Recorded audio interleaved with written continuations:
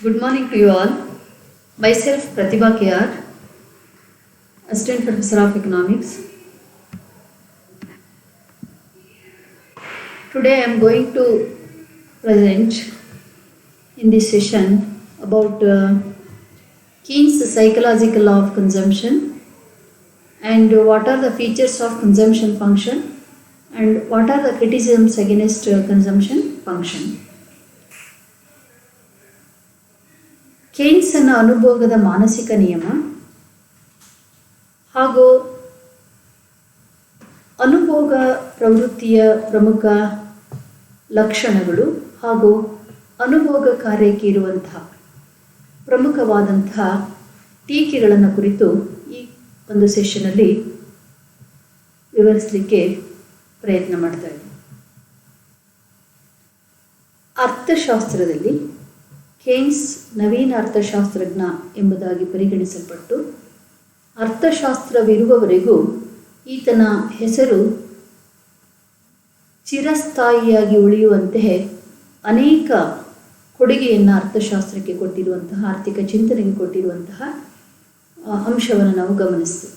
ಅದರಲ್ಲಿ one of the important contribution made by the Keynes is his famous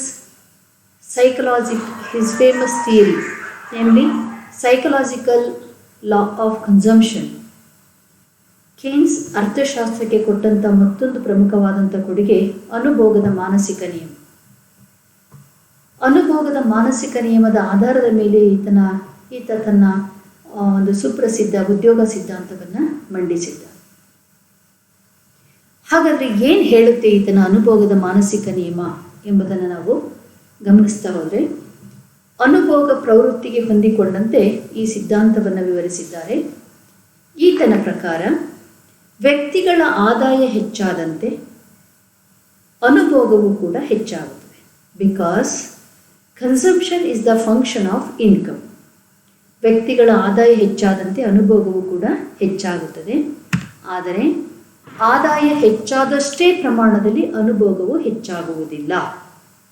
This is his famous theory of psychological law of consumption. If income of the people increases, consumption also increases, but consumption increases less than proportionate ಅಂತ ಹೇಳ್ತಾರೆ. ವ್ಯಕ್ತಿಗಳ ಆದಾಯ ಹೆಚ್ಚಾದಂತೆ ಅನುಭೋಗವು ಕೂಡ ಹೆಚ್ಚಾಗುತ್ತದೆ. ಆದರೆ ಆದಾಯ ಹೆಚ್ಚಾದಷ್ಟೇ ಮಟ್ಟದಲ್ಲಿ ಅನುಭೋಗವು ಹೆಚ್ಚಾಗುವುದಿಲ್ಲ ಎಂಬುದಾಗಿ ಈತನ ಒಂದು ಅನುಭೋಗದ ಮಾನಸಿಕ ನಿಯಮದಲ್ಲಿ ವಿವರಿಸಿರುವಂಥದ್ದನ್ನು ನೋಡಿ.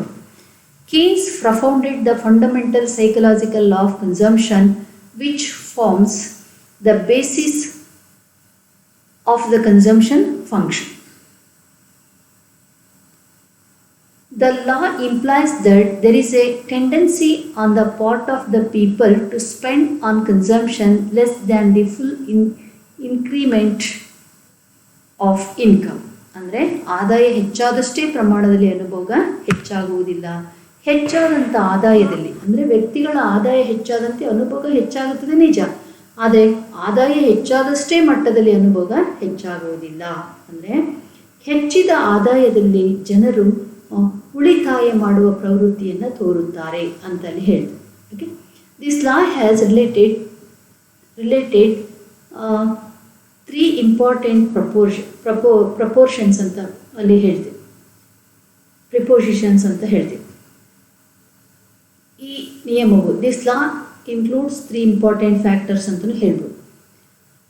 One is when income increases, consumption expenditure also increases but by A smaller amount. ಅಂದರೆ ಆದಾಯ ಹೆಚ್ಚಾದಷ್ಟೇ ಪ್ರಮಾಣದಲ್ಲಿ ಅನುಭೋಗ ಹೆಚ್ಚಾಗುವುದು. ಎರಡನೇದು, the increase in income will be divided in some proportion between consumption expenditure and savings. ಅಂದರೆ ಆದಾಯ ಹೆಚ್ಚಾದಂತೆ ಅನುಭೋಗವು ಹೆಚ್ಚಾಗುತ್ತದೆ, ಆದರೆ ಅನುಭೋಗದ ಹೆಚ್ಚಳವು ಆದಾಯದ ಹೆಚ್ಚಳಕ್ಕಿಂತ ಕಡಿಮೆ ಇರ್ತದೆ. ಒಂದು. ಸೆಕೆಂಡ್ ಒನ್, ಹೆಚ್ಚಾದಂಥ ಆದಾಯವು ಅನುಭೋಗ ಮತ್ತು ಉಳಿತಾಯದ ನಡುವೆ ಹಂಚಿಕೆಯಾಗುತ್ತದೆ. ಹೌದಾ? It will be divided in some proportion between consumption expenditure and savings. In third one is, increase in income always leads to an increase in both consumption and savings. ಅಂದರೆ ಆದಾಯ ಹೆಚ್ಚಾದಂತೆ ಅನುಭೋಗವೂ ಹೆಚ್ಚಾಗುತ್ತದೆ, ಉಳಿತಾಯವೂ ಹೆಚ್ಚಾಗುತ್ತದೆ. ಒಟ್ಟು 3 ಫ್ಯಾಕ್ಟರ್. ಕೇನ್ಸನ ಅನುಭವದ ಮಾನಸಿಕತೆ 3 ಅಂಶಗಳನ್ನು ವಿವರಿಸುತ್ತದೆ. ಆದಾಯ ಹೆಚ್ಚಾದಂತೆ ಅನುಭೋಗವು ಹೆಚ್ಚಾಗುತ್ತದೆ, ಆದರೆ ಅನುಭೋಗದ ಹೆಚ್ಚಳವು ಆದಾಯದ ಹೆಚ್ಚಳಕ್ಕಿಂತ ಕಡಿಮೆ ಇರುತ್ತದೆ. 1. 2. ಹೆಚ್ಚಾದಂಥ ಆದಾಯವು ಅನುಭೋಗ ಮತ್ತು ಉಳಿತಾಯದ ನಡುವೆ ಹಂಚಿಕೆಯಾಗುತ್ತದೆ. ಇನ್ ಥರ್ಡ್ ಒನ್, ಆದಾಯ ಹೆಚ್ಚಾದಂತೆ ಅನುಭೋಗವು ಹೆಚ್ಚಾಗುತ್ತದೆ, ಅದನ್ನು ಉಳಿತಾಯವೂ ಹೆಚ್ಚಾಗುತ್ತದೆ. ಇದು ಒಂದು ಪ್ರಮುಖವಾದಂಥ ಅಂಶ. ಹಾಗೆಯೇ ಕೀನ್ಸ್ ಸೈಕಲಾಜಿಕಲ್ ಲಾ ಆಫ್ ಕನ್ಸಂಪ್ಷನನ್ನು we can explain with the help of a table. Okay, the 3 proportions of the law can be explained with the help of the following table. Okay, first column alli income, second column alli consumption, third column alli savings. Okay?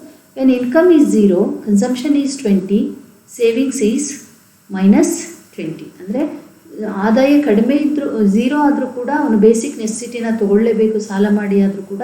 So ಹಾಗಾಗಿ 20 consumption ಇದೆ, savings -20. When income is increased from 0 to 60, consumption is 70, then savings is -10. Then income is increased from 120, then consumption also 120, saving is 0. ನೋಡಿ, ಇಲ್ಲಿ ಆದಾಯವು 60ರಿಂದ 120ಕ್ಕೆ ಹೆಚ್ಚಾದಾಗ ಅನುಭೋಗನೂ ಕೂಡ 120. ಅಂದರೆ ಆದಾಯ ಎಷ್ಟಿದೆಯೋ ಅಷ್ಟು ಅನುಭೋಗದ ವತಿಯಿಂದ ಖರ್ಚಾಗ್ತಾ ಇದೆ.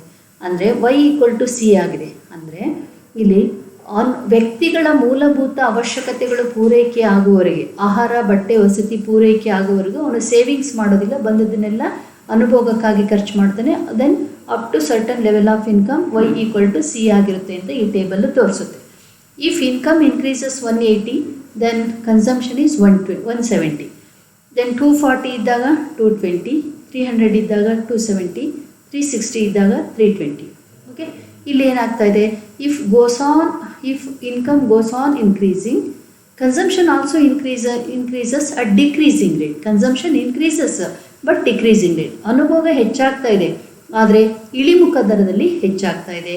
ಆದರೆ ಇನ್ಕಮ್ ಹೆಚ್ಚಾದ ಹಾಗೆ ಥರ್ಡ್ ಕಾಲಮಲ್ಲಿ ನೋಡಿ, savings also increase. When income increases, savings also increases, consumption also increases. But consumption increases at decreasing rate, but savings increases at increasing rate. So ಈ ಒಂದು ಟೇಬಲನ್ನು ಹಾಗೆ ಅಲ್ಲಿ ಅನುಭೋಗದ ಮಾನಸಿಕ ನಿಯಮವನ್ನು ಈ ಒಂದು ಟೇಬಲ್ ಸಹಾಯದಿಂದ ನಾವಲ್ಲಿ ಡಿಸ್ಕಸ್ ಮಾಡ್ತಾ ಹೋದ್ವಿ. ಕೇನ್ಸ್ ಸೈಕಲಾಜಿಕಲ್ ಲಾ ಆಫ್ ಕನ್ಸಂಪ್ಷನ್ ಅಲ್ಲಿ ಫಸ್ಟ್ ಪ್ರಪೋರ್ಷನ್ ನೋಡಿದ್ರೆ, income increases by 60 crores and the increase in consumption is by 50 crores. Okay. Second one, the increase in income of 60 crore in each case is divided in some proportion between consumption and savings. Okay. As income increases from 120 to 180, 240, 300, 360, consumption also increases 120, 170, 220. Okay, crores, along with increase in savings from 0 to 10, 20, 30, 40 crores respective. Okay, so ಹೀಗೆ psychological law of ಕನ್ಸಂಪ್ಷನ್ನ ಭಾಳ beautiful ಆಗಿ ಒಂದು table ಸಹಾಯದಿಂದ ಅಲ್ಲಿ explain ಮಾಡ್ತಾ ಹೋಗಿದ್ದಾರೆ. Then Keynes psychological law of consumption is based on the following assumptions. ಹಾಗಾದರೆ Keynes ಈ ಸಿದ್ಧಾಂತವನ್ನು, ಅನುಭೋಗದ ಮಾನಸಿಕ ನಿಯಮವನ್ನು ಕೆಲವೊಂದು ಕಲ್ಪನೆಗಳ ಆಧಾರದ ಮೇಲೆ ನಿರೂಪಿಸಿದ್ದಾರೆ. ಹಾಗಾದರೆ which are the important assumptions of psychological law of consumption ಅಂತ ನೋಡಿದ್ರೆ, the law is based on the assumption that the psychological and institutional complexes influencing consumption expenditure remain constant. Okay, ಅಲ್ಪಾವಧಿಯಲ್ಲಿ ಅನುಭೋಗ ಪ್ರವೃತ್ತಿಯು ಸ್ಥಿರವಾಗಿರುತ್ತದೆ ಎಂಬ ಅಂಶವನ್ನಲ್ಲಿ ಒಂದು ಕಲ್ಪನೆಯನ್ನು ಮಾಡಿಕೊಂಡಿರುವಂಥದ್ದು. The law holds good under normal condition if the economy is faced with abnormal and extraordinary circumstances like war, revolution, for hyper inflation and law will not operate. Okay, ಅಂದರೆ ಈತನ ಸಿದ್ಧಾಂತದ ಮತ್ತೊಂದು ಕಲ್ಪನೆ ಅಂದರೆ ಎಲ್ಲ ರೀತಿಯಿಂದಲೂ ನಾರ್ಮಲ್ ಕಂಡೀಷನ್ ಇರುತ್ತೆ, ಯಾವುದೇ ರೀತಿಯಾದಂಥ ಅಸಾಮಾನ್ಯ ಸನ್ನಿವೇಶಗಳು ಇರುವುದಿಲ್ಲ.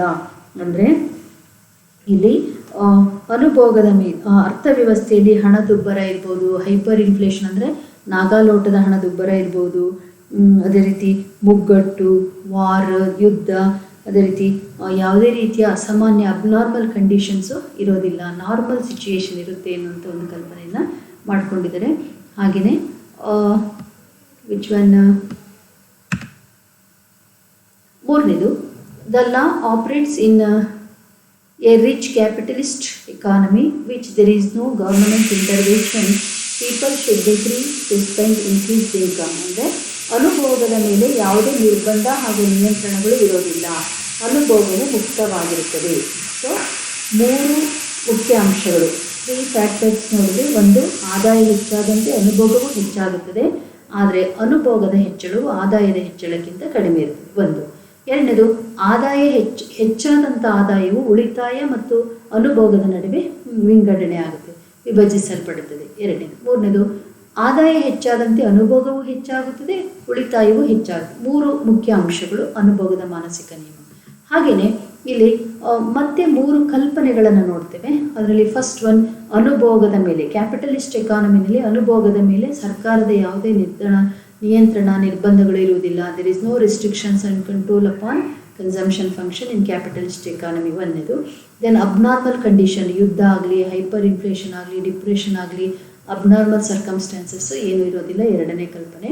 ಮೂರನೇದು, in short run consumption function is constant ಅನ್ನುವಂಥದ್ದು. ಹಾಗೆಯೇ ಪಾಪ್ಯುಲೇಷನ್ನು, ಪ್ರೈಸ್, ಅದೇ ರೀತಿ income distribution, these are all constant in short run. ಅಲ್ಪಾವಧಿಯಲ್ಲಿ ಜನಸಂಖ್ಯೆ, ಆದಾಯದ ವಿತರಣೆ, ಬೆಲೆಗಳು ಇತ್ಯಾದಿಗಳು ಸ್ಥಿರವಾಗಿರುತ್ತದೆ ಎಂದು ಕಲ್ಪಿಸಿಕೊಂಡಿದ್ದಾರೆ. ಸೊ 3 ಒಂದಷ್ಟು ನಾವು 4 ಕಲ್ಪನೆಗಳು ಹಾಗೂ 3 ಮುಖ್ಯಾಂಶಗಳನ್ನು ನೋಡಿ ಆಯಿತು.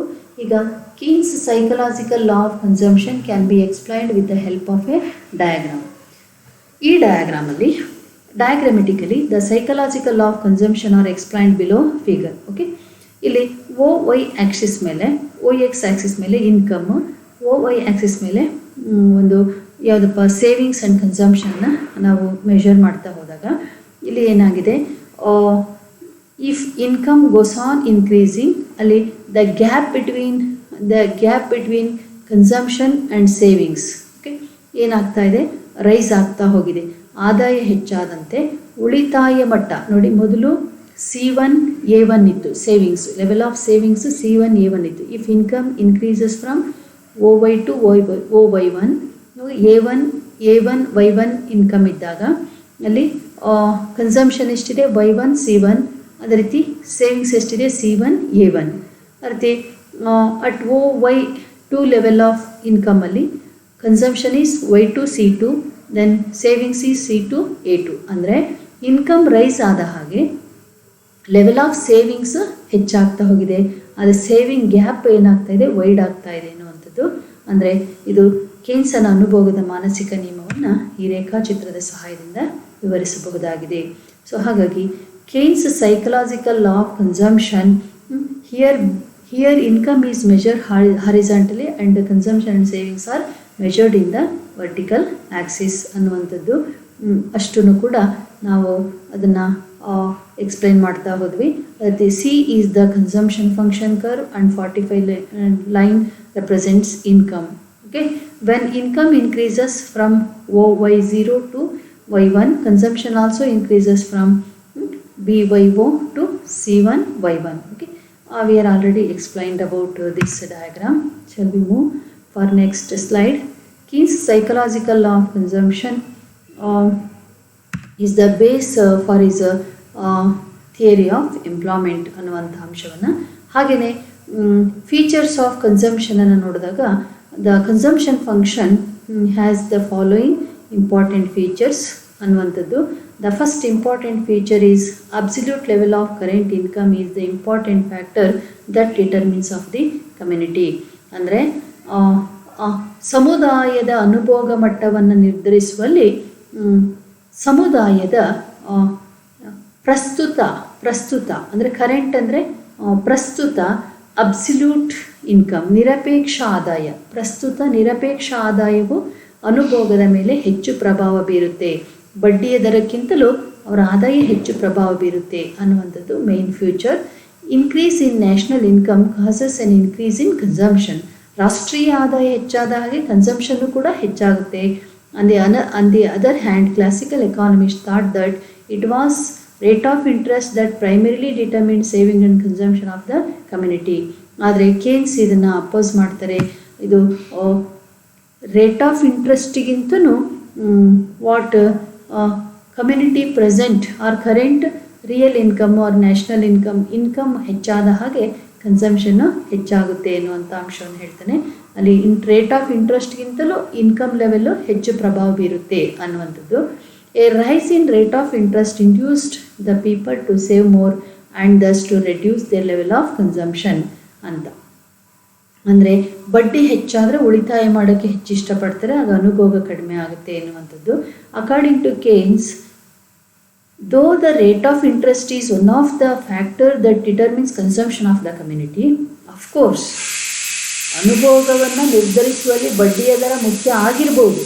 ಆದರೆ ಈ ಒಂದು he did not consider it is a very important determinant of it. ಕೇನ್ಸನ ಪ್ರಕಾರ, ಕ್ಲಾಸಿಕಲ್ ಎಕಾನಮಿಕ್ಸ್ ಪ್ರಕಾರ ಅನುಭೋಗದ ಮೇಲೆ ಬಡ್ಡಿಯ ದರ ಹೆಚ್ಚು ಪ್ರಭಾವ ಬೀರುತ್ತೆ ನಿಜ, ಆದರೆ ಕೇನ್ಸ್ ಅದನ್ನು ಹೆಚ್ಚು ಇಂಪಾರ್ಟೆಂಟ್ ಅಂತ ಕನ್ಸಿಡರ್ ಮಾಡಲಿಲ್ಲ.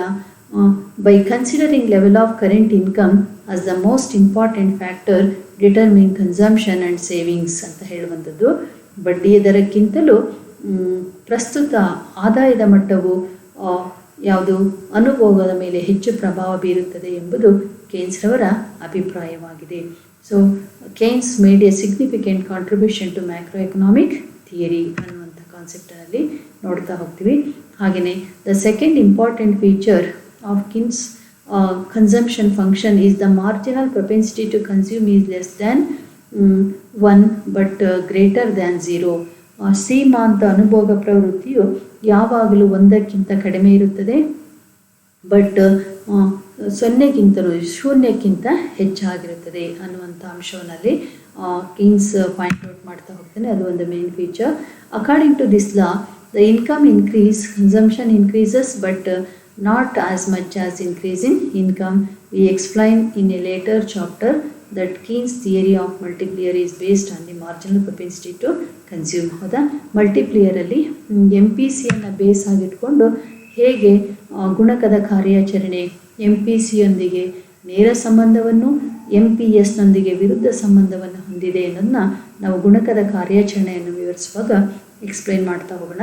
ಅದೇ ರೀತಿ ಫೀಚರ್ಸ್ ಆಫ್ ಕನ್ಸಂಪ್ಷನ್ ಫಂಕ್ಷನಲ್ಲಿ another third feature of consumption function is income increases. APC if income increases, APC falls, average propensity to consume falls. Keynes was of the view that rich people relatively save higher proportion of their income, so that at a higher level of income, average propensity to consume, that is proportion of total consumption to national income falls as national income rises ಅಂತ. ಅಂದರೆ ಇದರ ಅರ್ಥ ಏನು? ಕೇನ್ಸನ ಪ್ರಕಾರ ಶ್ರೀಮಂತ ರಾಷ್ಟ್ರಗಳಲ್ಲಿ MPC ಕಡಿಮೆ, MPS ಹೆಚ್ಚು.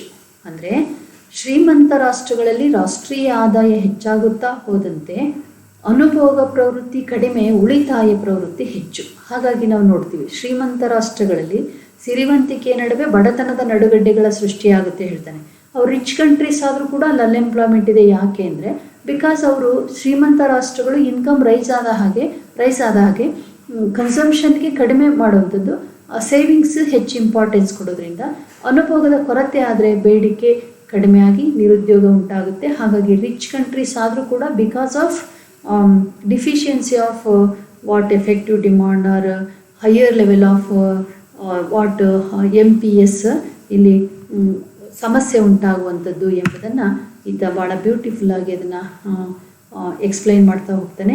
ಯಾಕೆ ಮುಂದುವರೆದ ರಾಷ್ಟ್ರಗಳಲ್ಲಿ ನಿರುದ್ಯೋಗ ಉಂಟಾಗುತ್ತೆ ಎನ್ನುವಂಥದ್ದು ಅಲ್ಲಿ because of higher level of MPS, lower level of MPC. ಸಿರಿವಂತ ರಾಷ್ಟ್ರಗಳಲ್ಲಿ ಅನುಭೋಗಕ್ಕಾಗಿ ಖರ್ಚು ಮಾಡುವುದು ಕಡಿಮೆ, ಉಳಿತಾಯ ಪ್ರವೃತ್ತಿ ಹೆಚ್ಚು ಅಂತ. ಹಾಗೆಯೇ ನಾನು ಮತ್ತೊಂದು ಕಾನ್ಸೆಪ್ಟನ್ನು ಇಲ್ಲಿ ಕವರ್ ಮಾಡಲಿಕ್ಕೆ ಇಷ್ಟಪಡ್ತೇನೆ, criticisms of consumption function. The great what are the important criticisms against consumption function ಅಂತ ಅಲ್ಲಿ ನೋಡಿದಾಗ the great merit of this theory is that it places stress on factors other than in income which affect the consumer behaviour. ಹೌದಾ? So ಆದಾಯಕ್ಕಿಂತಲೂ ಕೆಲವೊಮ್ಮೆ ಅನುಭೋಗಿಯ ವರ್ತನೆ ಕೂಡ ಹೆಚ್ಚು ಪ್ರಭಾವ ಬೀರುತ್ತೆ ಎನ್ನುವಂಥ ಅಂಶನ ನಾವಿಲ್ಲಿ ಕನ್ಸಿಡರ್ ಮಾಡಲಿಕ್ಕಿದೆ. Then in this sense it represents a major advance in the theory of consumption function. However, it has its shortcomings ಅಂತ ಅಲ್ಲಿ ಹೇಳ್ತೇವೆ. ಸೊ ಕೇನ್ಸನ ಅನುಭೋಗದ ಮಾನಸಿಕ ನಿಯಮವನ್ನು ಅನೇಕ ಆಧಾರದ ಮೇಲೆ ಒಂದು ಗ್ರೌಂಡ್ಸ್ ಮೇಲೆ ವಿಮರ್ಶೆ ಮಾಡ್ತಾ ಹೋಗ್ತಾರೆ. ಅಲ್ಲಿ ಈತ ತನ್ನ ಸಿದ್ಧಾಂತವನ್ನು ಮಂಡಿಸುವಾಗ ಏನನ್ನ ಪರಿಗಣಿಸಿಲ್ಲ ಅಂದರೆ ಅನಿರೀಕ್ಷಿತ ಲಾಭ ಮತ್ತು ನಷ್ಟಗಳನ್ನು ಪರಿಗಣಿಸಿಲ್ಲ. ವಿಂಡ್ಫಾಲ್ ಗೇನ್ಸ್ ಆ್ಯಂಡ್ ಲಾಸಸ್ಸನ್ನು ಈತ ಎಕ್ಸ್ಪ್ಲೈನ್ ಮಾಡಿಲ್ಲ. Due to windfall gains of people the consumption can change suddenly. ಹೆಚ್ಚು ಲಾಭ ಬಂದ ತಕ್ಷಣ ಅನುಭೋಗ ಹೆಚ್ಚಾಗೋ ಚಾನ್ಸಸ್ ಇರುತ್ತೆ. ಅನಿರೀಕ್ಷಿತ ಲಾಸಸ್ ಆದ ತಕ್ಷಣ ಅನುಭೋಗ ಕಡಿಮೆ ಆಗೋ ಚಾನ್ಸಸ್ ಇರುತ್ತೆ. ಅದನ್ನು ಈತ ಕನ್ಸಿಡರ್ ಮಾಡಿಲ್ಲ ಅಂತ ಟೀಕೆ ಮಾಡಿದ್ದಾರೆ. ಹಾಗೆಯೇ fiscal policy, the changes made by the government in fiscal policy can change the pattern of consumption. So ಕೇನ್ಸ್ ಇದನ್ನು ಪರಿಗಣಿಸಿಲ್ಲ ಅಂತ.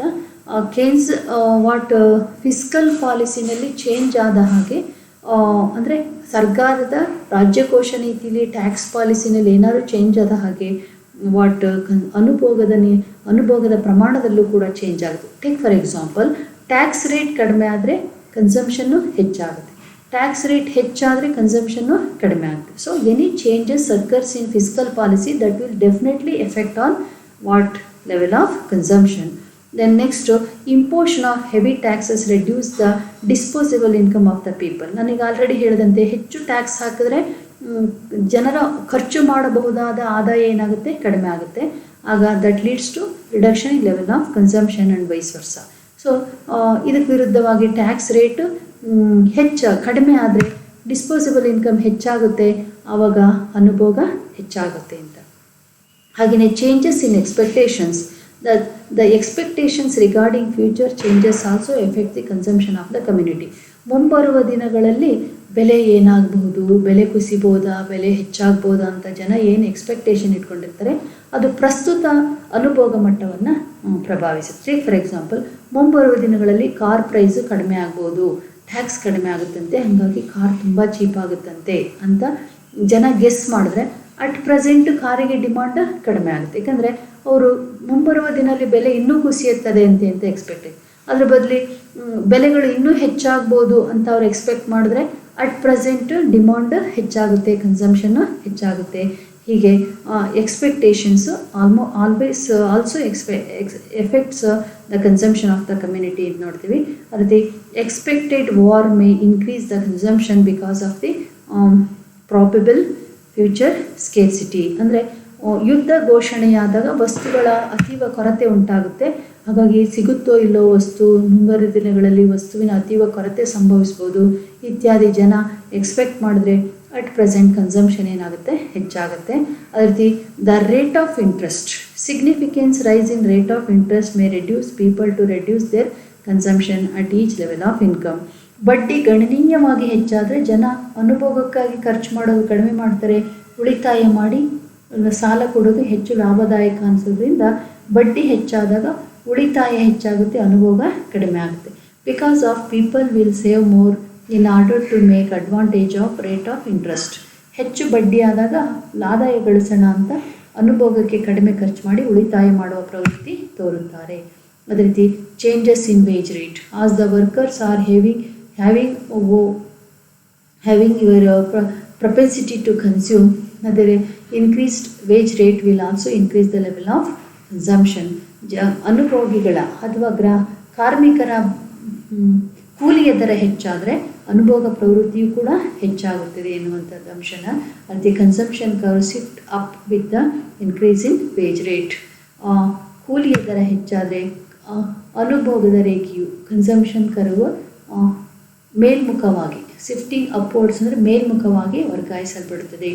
Financial policies of the corporations, ದೊಡ್ಡ ದೊಡ್ಡ ನಿಗಮಗಳು, ಕೈಗಾರಿಕಾ ನಿಗಮಗಳು ಇವೆಲ್ಲ ತಮ್ಮ ಫಿನಾನ್ಷಿಯಲ್ ಪಾಲಿಸಿನ ಚೇಂಜ್ ಮಾಡಿದ್ರೆ, if the joint stock companies are retraining higher amount profit for expansion purpose, ಅಂದರೆ ಅವರು ಶೇರ್ ಹೋಲ್ಡರ್ಸ್ಗೆ ಡಿವಿಡೆಂಟ್ ಕೊಡೋದು ಬೇಡ, ಕಂಪನಿ ಎಕ್ಸ್ಪ್ಯಾನ್ಷನ್ ಮಾಡಲಿಕ್ಕೆ ಅದನ್ನು ಇಡೋಣ ಪ್ರಾಫಿಟ್ನ ಅಂತ ಅನ್ಡಿಸ್ಟ್ರಿಬ್ಯೂಟೆಡ್ ಪ್ರಾಫಿಟ್ ಮಾಡಿಬಿಟ್ರೆ, ಆ ಪ್ರಾಫಿಟನ್ನು ಹಂಚಿಕೆ ಮಾಡದೇ ಇದ್ದರೆ ಆಗ ಕನ್ಸಂಪ್ಷನ್ ಏನಾಗುತ್ತೆ, ಆಟೋಮೆಟಿಕಲಿ ಕಡಿಮೆ ಆಗುತ್ತೆ ಅಂತ ಹೇಳ್ತೀವಿ.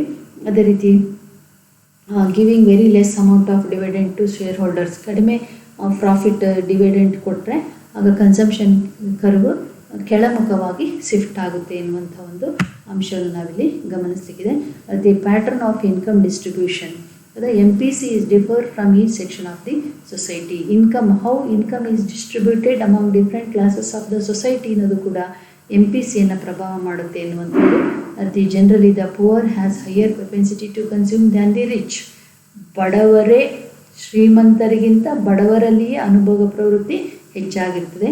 Hence if the income is transferred from the rich to poor, total consumption in the economy will increase and income and consumption curve will upward shift up ಅಂತಲ್ಲಿ ಹೇಳ್ತೀವಿ.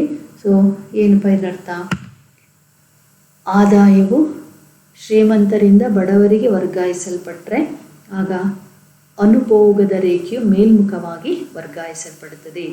Okay, then amount of wealth, people who possess higher amount of wealth are less worried about the future uncertainties of life. ಹೌದಾ, ಭವಿಷ್ಯದ ಅನಿಶ್ಚಿತತೆ ಬಗ್ಗೆ ಹೆಚ್ಚು ಯೋಚನೆ ಮಾಡದೇ ಇದ್ದರೆ at present level of consumption ಹೆಚ್ಚಾಗುತ್ತೆ.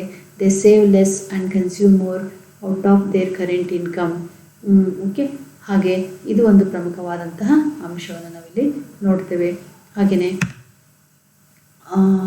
People who possess no wealth will save more and consume less out of the current income ಅನ್ನುವಂಥದ್ದು. These are all important criticisms and features of consumption function and psychological law of consumption. Okay.